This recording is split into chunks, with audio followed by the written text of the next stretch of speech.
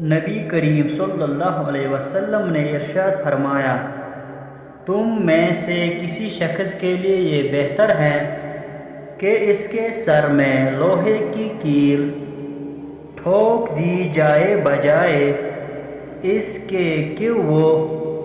کسی نامحرم کو چھوئے۔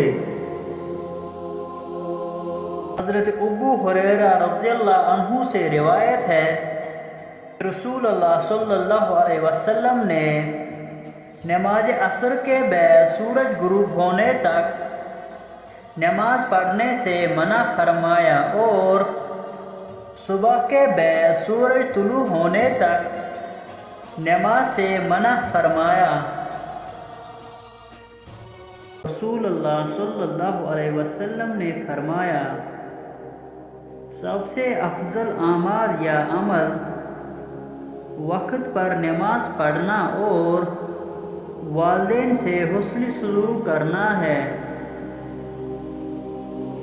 آپ صلی اللہ علیہ وسلم نے فرمایا، میرے لیے جو شخص دونوں جبڑوں کے درمیان کی چیز زبان اور دونوں ٹانگوں کے درمیان کی چیز شرمگاہ کی ذمہ داری دے، میں اس کے لیے جنت کی ذمہ داری دے دوں گا۔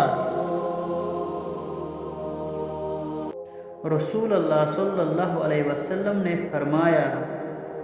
گناہ سے توبہ کرنے والا اس شخص جیسا ہے جس نے کوئی گناہ کیا ہی نہ ہو۔